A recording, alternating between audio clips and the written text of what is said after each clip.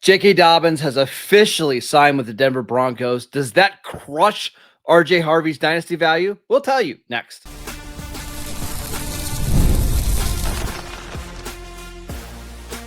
You are Locked On Dynasty Football, part of the Locked On Podcast Network. Your team every day.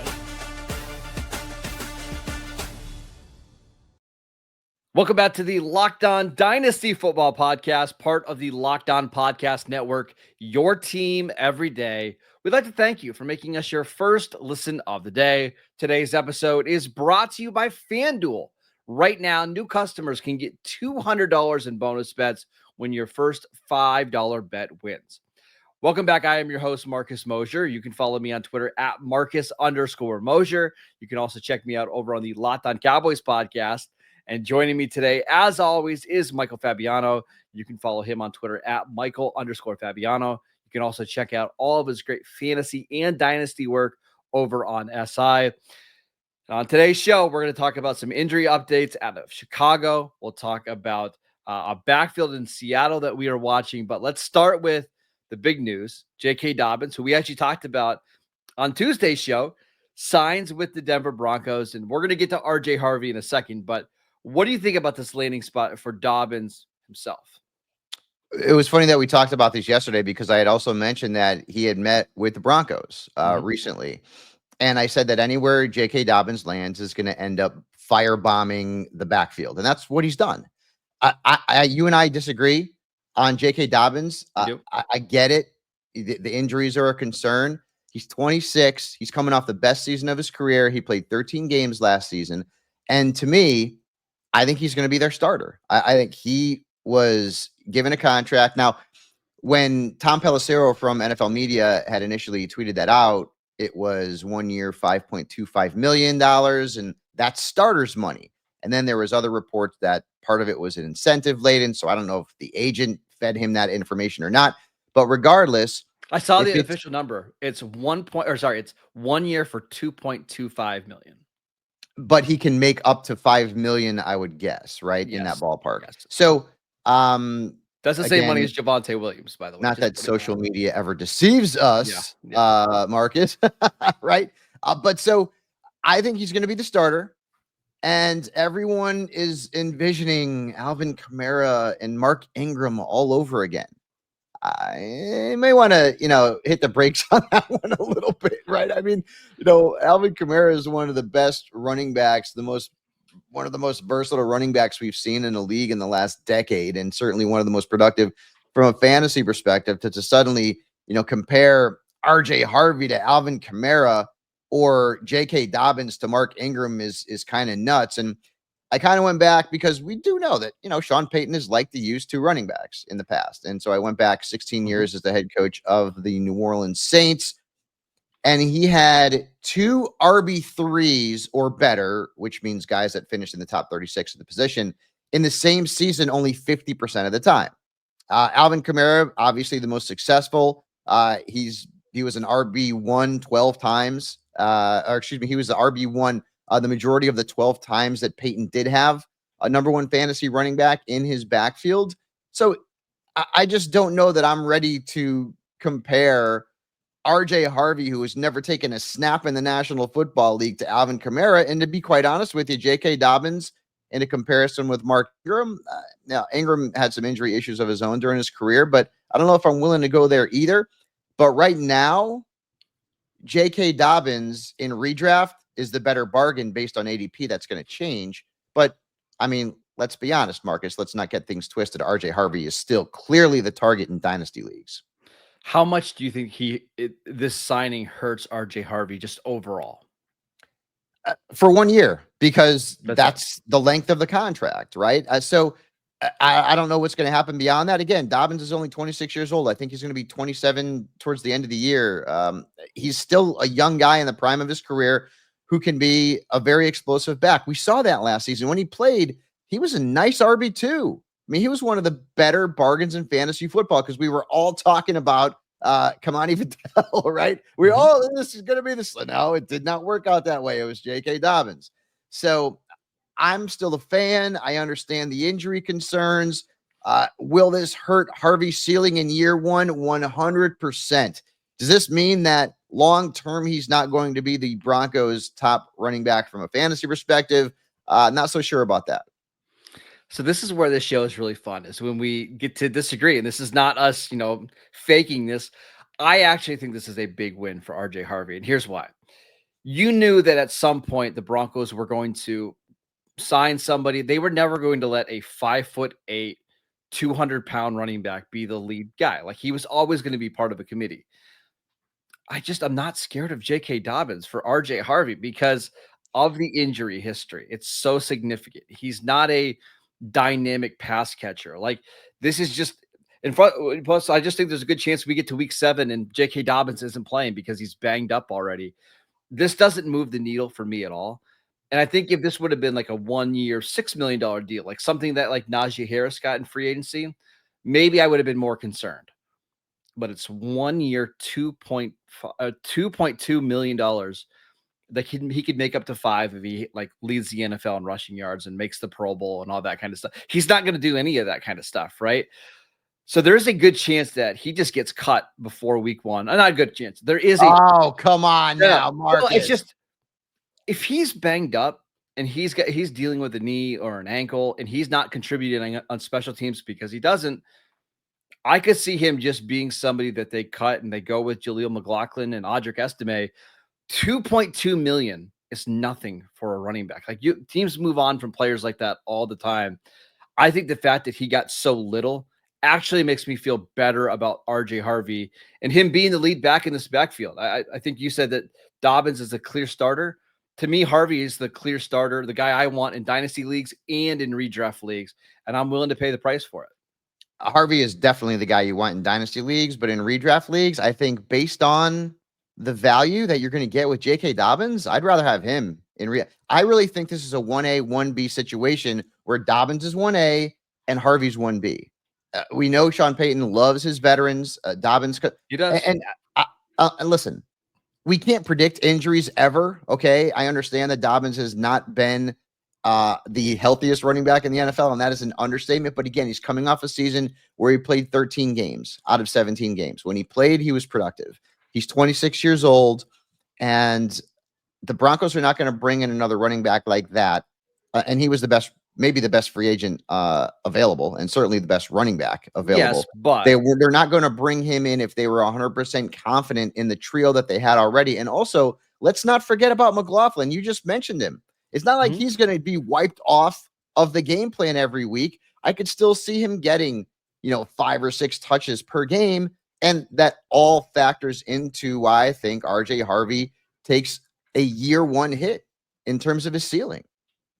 I'm just kind of out on J.K. Dobbins. I just thought by the second half of last year, he lost a lot of his explosiveness. And then once he came back from the injury, he looked even worse. So the fact that the Chargers didn't want to bring him back and replaced him with Najee Harris, who was way more expensive, tells me that even the Chargers, even Greg Roman, who has had incredible success with J.K. Dobbins, they were just out on him. Like, they went out and paid Najee Harris, who was significantly slower, less explosive, less big plays. They paid him double the price that J.K. Dobbins got. I think that's pretty telling, Favs. The thing is, though, Najee Harris is a better fit for the type of running back that Greg Roman has always liked to utilize. And that's why I love Omarion Hampton long-term. I think he could be an absolute beast in fantasy. So bottom line here is that when you look at the numbers, I mean, how much are they going to be giving Omarion Hampton? It's not going to be a lot of money. They gave Harris $6 million a year. JK, and again, I was fooled by the reporting on social media yesterday. Maybe he's going to make up the $5 million. I think Sean Payton's going to give him every opportunity to make and hit every incentive that he possibly can. But I guess I'm not saying that I have faith in his durability. I have faith in his talent.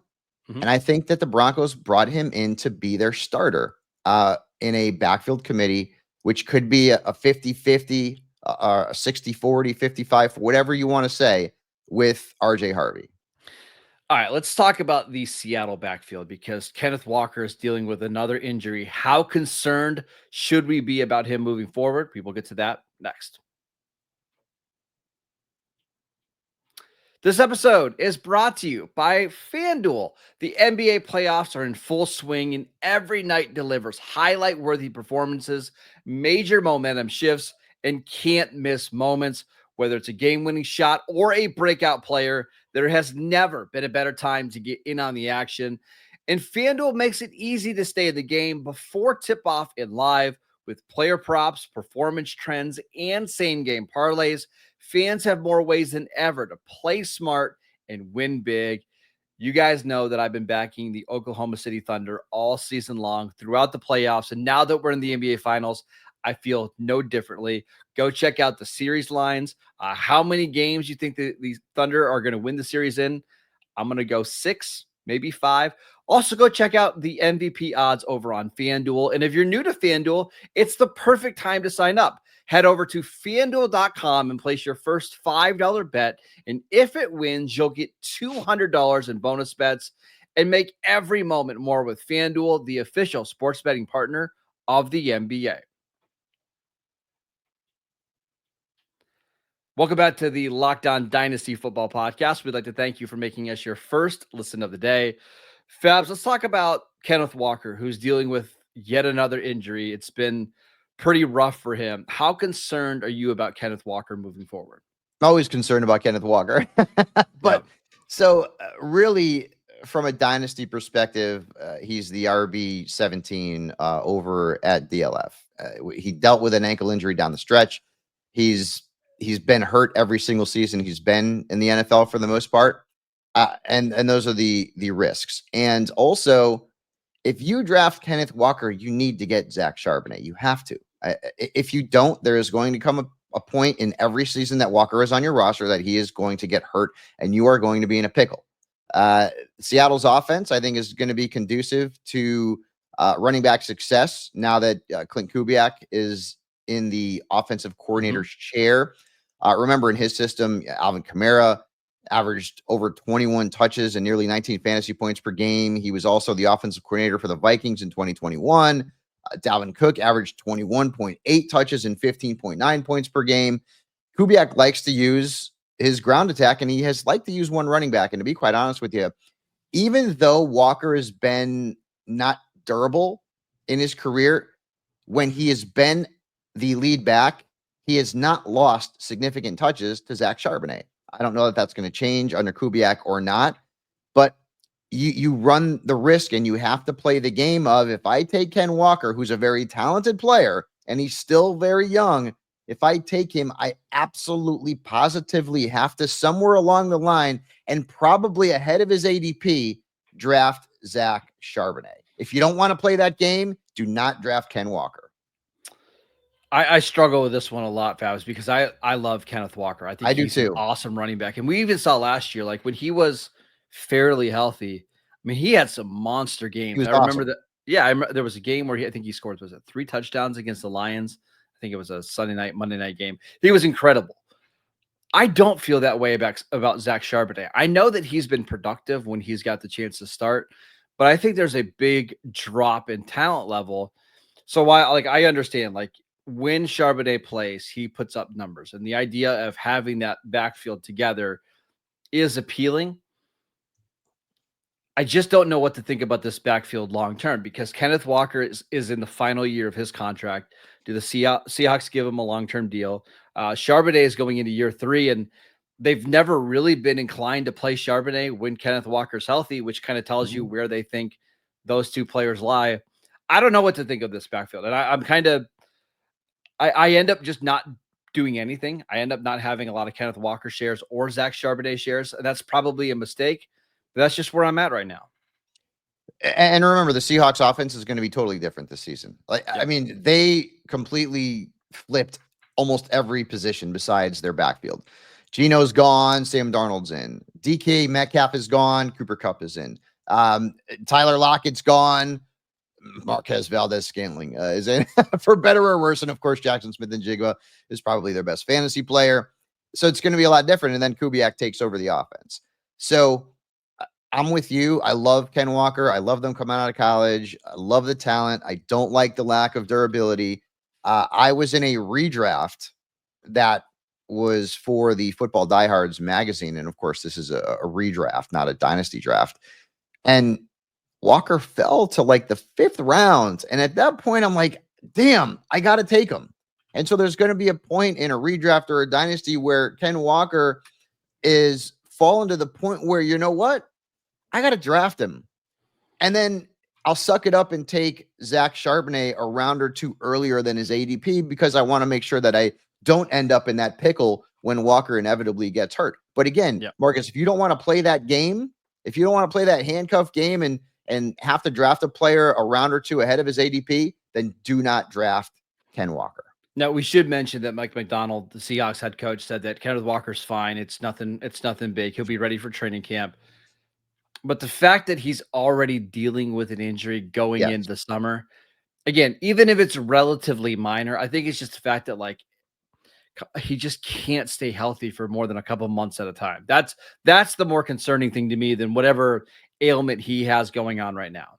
Yeah, no, 100% agreed. You don't like to hear about guys who have lacked their ability already dealing with some sort of ailment in June. Not a good thing. Yeah, so let's say you have Kenneth Walker on your dynasty team. What would you be willing to give up to go get Zach Charbonnet to make sure that you have that Seahawks backfield? Because right now over on DLF, the ADP for Charbonnet is 107 overall. I think he's like RB 34. If you're looking at some recent trades, Zach Charbonnet for a pick 206, would you do that? Yeah, I would. I want to be able to have peace of mind in that Seattle, but I'm not going crazy. If I'm in a dynasty league that's already established and we only do say a rookie draft, and in the dynasty leagues that I'm in, we do a 4-round rookie draft. Would I be willing to give up a third to get Charbonnet if I have Ken Walker? I probably would. Okay. A couple other trades I wanted to run through you, run by you real quick. Zach Charbonnet for Cortland Sutton straight up. That's a lot, giving up Cortland Sutton, who is the leader of the wide receiver group there in Denver. And I'd probably not want to go in that direction. Okay. Zach Charbonnet for Tyrone Tracy, the Giants running back. If I had Ken Walker, I would do that. Yes, because I don't know that Tyrone Tracy is going to be a featured back, especially after the Giants. You know, they still have Devin Singletary. They brought in Cam, who I think is a fun player. Like, I can't wait to watch him play Cam Scatabo in an NFL game, because he's kind of like that throwback kind of dude. So I don't know that Tyrone Tracy is long for being a featured back, much like he was for part of his rookie year. Javonte Williams for Charbonnet straight up. That's a real trade that's happened in the last 2 weeks. I'll take a ham sandwich for Javonte Williams. No, thank you. Yeah. I do think he's fairly reasonable in trades. You can get him without having to give up a lot. So I do think that's a worthwhile strategy. Assuming, and also too, and Marcus, I'm sorry to cut you off, but also think about this. Zach Charbonnet may not be with the Seattle Seahawks for his entire career, could end up someplace else and play a bigger role, and then you get a bargain. Yeah. I would try to do this if you have bigger bench leagues. I'm in a dynasty league, Fabs, that has 7 bench spots, and you start like 12 guys. So like, you've got to be really mindful of the type of players that you're stashing on your bench. Yeah, no question. So obviously, so roster construction is going to matter, but generally we believe go out and get Charbonnet because you can get him fairly cheap right now. All right, let's talk about some injuries in Chicago that we are paying attention to, including Colston Loveland's shoulder and some mysterious lower body injury for Luther Burden the third. We will get to that next. This episode is brought to you by Skylight Calendar. Say goodbye to sticky notes, scribbled plans on the fridge, and overlapping calendar invites. The Skylight Calendar is here to bring clarity to the chaos and help families stay organized without the stress. This sleek digital display syncs with your existing calendars, Google, Apple, Outlook, and more, making it simple to track appointments, practices, dinners, and reminders all in one easy-to-see place. Listen, my life is crazy. My daughter's in T-ball. She's in dance. My wife and I have all these extracurricular activities that we do outside of our jobs. But we've got Skylight Calendar to help us stay on track. It's so easy. It's so convenient. And I love the looks of it. It just sits right there on our table at home. It's absolutely fantastic. Right now, Skylight is offering our listeners $30 off their 15-inch calendars by going to skylightcal.com/NFL. Go to skylightcal.com/NFL for $30 off your 15-inch calendar. That is skylightcal.com/NFL. Welcome back to the Locked On Dynasty Football Podcast. We'd like to thank you for making us your first listen of the day. For your second listen, check out the Locked On NFL Scouting Show. As training camps get closer and moves are being made, host Kyle Krabs and Joe Marino will make you the most informed NFL fan this offseason. Find Locked On NFL Scouting on YouTube or wherever you get your podcasts. All right, Fabs, let's talk about some Bears injuries that we are watching. And let's start with Colston Loveland. We knew that he was going to miss most of the offseason after dealing with a shoulder injury. Didn't do anything at his pro day, didn't do anything at the combine. How concerned are you about him going into the 2025 season? Somewhat, and the shoulder injury, I think we already sort of knew was going to be a bit of a hurdle for him, and so did the Bears when they drafted him. But the biggest hurdle, I think, is Cole Kmet, because they still have a tight end who's relatively productive. Last season, he had a down year. The year before, he was fantasy relevant because he was getting into the end zone so much. I think the attraction from a fantasy perspective, both in redraft and dynasty, is Ben Johnson and his ties to the success that Sam Laporta had in Detroit. Mm-hmm. And so most people are thinking that Loveland's going to be playing a Sam Laporta type of role. And that certainly could be within the realm of possibility. And I can't go out and say, Marcus, well, rookie tight ends don't really make an impact typically, because that has not been the case the last couple of years. Mm-hmm. With that being said, I don't think Colston Loveland's going to be Laporta 2 years ago or Brock Bowers this past season. And so there's going to be ebbs and flows, and there's going to be, peaks and valleys in terms of what he does statistically from a fantasy standpoint. I'd still rather have him over Cole Kmet, regardless of redraft and certainly in dynasty. But I do think that Loveland is probably going to be a player who you're going to have to wait a year or maybe two for him to really become a massive fantasy asset to the point where he's a starter in your lineups every single week. Yeah, I'm with you. I love Colston Loveland. Like, he was one of my favorite players in the draft. I had him as the number one tight end in this class. But I agree with you. Like, if you look at those 2023 Lions when Sam Laporta had a huge season, they had Amon-Ra St. Brown, who got like 170 targets. And the next highest receiver in targets that year was Josh Reynolds at 64. Yeah, because Jameson was hurt. This Bears team is just different, right? Like, they're just different, right? They have Cole Kmet, who's going to steal some targets, maybe not a ton, but they have DJ Moore. They have Rome Odunze. Like, so right there, you already have more talent. We'll talk about Luther Bird in a second, but there's just not going to be as many targets available this year for Loveland. I think long-term, this is somebody who fits this offense really well, but I wouldn't be surprised if it's a pretty slow start. And it's a lot like what we saw maybe from Dalton Kincaid as a rookie, where he's playing with Dawson Knox, and because there's other receivers, the targets are just going to be very inconsistent week to week. I'm betting on Loveland long-term, but I'm with you. Like, in redraft leagues, I kind of don't want any part of Colston Loveland this year. Yeah, and I like the comparison there to Dalton Kincaid as well, as he was dealing with, Dawson Knox, and we're still kind of waiting for Kincaid to have that breakout year. Maybe it'll be in 2025. Well, and like Dalton Kincaid, Colston Loveland, Dalton Kincaid had some injuries coming into the NFL. He had a back injury where he didn't do anything at the combine. So, like, he was a little bit beat up as well. Mm-hmm. It takes some time for these tight ends. And we should mention Loveland is an extremely young player. Some of the tight ends that come in and have success are a little bit older. They've got more snaps. Just be patient on Loveland. That's all we're saying. Yep. No, 100% agreed. Now, let's talk about Luther Burden, who probably was my favorite player in the 2025 draft. I thought the Cowboys should have drafted him at 12. I was furious he didn't get there. Really? Wow. Yeah. Okay. I didn't realize you were on the Luther Burden bandwagon. Yeah. He was my favorite receiver in this class, not named Travis Hunter. However, he's dealing with some kind of lower body injury that caused him to miss most of OTAs, all of mini camps. Ben Johnson talks about him should be ready to go by training camp, but he also said, hey, these are really important reps that he's missing, and he's just going to be behind. Listening to Ben Johnson talk, he sounded very disappointed in the fact and that it was going to potentially impact his role this year.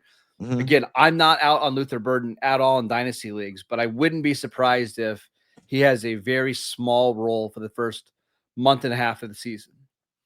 Yeah, and I would agree with you right there. You're behind the eight ball as a rookie when you're not participating in OTAs, when you're likely not going to be available for the mandatory mini camps, and you're a question mark going into training camp. Certainly, you're going to be behind the eight ball there. We still would project him to be predominantly their number one slot receiver in Chicago, and people were very high on Luther Burden a couple of years ago. This past season, his numbers dropped a bit over at Missouri, but he's still a serious playmaker. He's a guy who is a yards after the catch type of monster. 2 years ago, he was fourth in yards per route run among FBS wide receivers. So the talent is certainly there. I think in year one, he could potentially benefit Caleb Williams a little bit more than he benefits fantasy managers, in that the stats probably aren't going to be there every single week. You mentioned DJ Moore. You mentioned Rome Odunze, Loveland, Cole Kmet. There's a lot of mouths to feed. DeAndre Swift in the backfield. There's a lot of mouths to feed there. So this might be a bit of a slow burn, but there's going to be a game or two during the course of the season where Luther Burden gets behind a defense and Caleb Williams hits him for a 60-yard touchdown, and he gives you 15, 16 points. In Dynasty, though, clearly his value is higher than it is in redrafts, because in redrafts, he's probably getting picked as a wide receiver 5 type. And honestly, I wouldn't want him at that point. Like he's just not somebody that I'm targeting in redraft leagues, but he is somebody I'm targeting in dynasty leagues, because I look at this Bear situation. To me, there's just no way that like Cole Kmet and DJ Moore are back for the 2026 season. They're probably going to move on from one of those guys, if not both. I wouldn't be surprised if they try to trade DJ Moore at some point during the season or in the offseason and just lean into Rome Odunze and Luther Burden as their number one guys. Let Loveland kind of be a target hog in the middle of the field. But again, when you miss this much of the offseason for Luther Burden, you're going to be behind. And when you already have established guys like DJ Moore and Rome Odunze, I have a hard time seeing him getting consistent targets right away. Not every wide receiver is Jamar Chase. Not every wide receiver is Justin Jefferson and CeeDee Lamb, and they come into the league and they light it on fire. Brian Thomas Jr., another guy, Malik Neighbors. Not every guy is like that. Luther Burden is not an alpha. He is not an alpha wide receiver, but he is a very electric type of playmaker who can be a dynamic part of this Bears offense under Ben Johnson. But as Marcus said, it might take a bit before we actually see that from a statistical perspective. All right, that is it for today's show. We want to thank you for making Locked On Dynasty Football your first listen every single day. Check out the show on YouTube. Download the podcast wherever you get your podcasts. We are free and available on all platforms. Follow Fabs on Twitter at Michael_Fabiano. Check out all of his great work over on SI. I'm at Marcus_Mosher, and we will see you right back here tomorrow with some of the players that we want to make sure are on our Dynasty rosters. So we'll see you guys then.